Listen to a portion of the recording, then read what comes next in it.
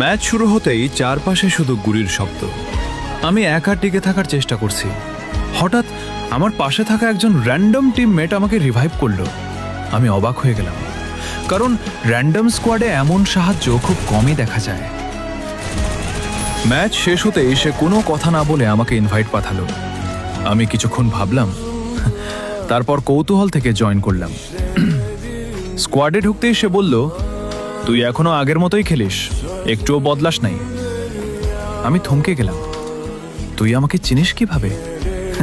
সে হালকা হেসে বলল, চিনব না কেন, আমরা তো একসময় একসাথে খেলতাম। তারপর সে আমার পুরনো কিছু খেলা স্টাইল, পুরনো ল্যান্ডিং স্পট, এমনকি আমার আগের নিকনেম পর্যন্ত বলে দিল। আমি পুরোপুরি চুপ হয়ে গেলাম।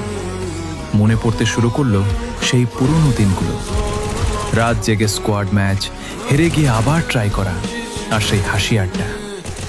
ধীরে ধীরে বুঝতে পারলাম সে সত্যি আমার পুরনো টিমমেট ছিল। আমরা আবার আগের মতো খেলতে শুরু করলাম। মনে হচ্ছিল সময়টা আবার ফিরে এসেছে। কিন্তু ম্যাচ শেষ হওয়ার আগে সে হঠাৎ বলল, ভাই, আজ আমার শেষ ম্যাচ। আমি অবাক হয়ে বললাম, কেন?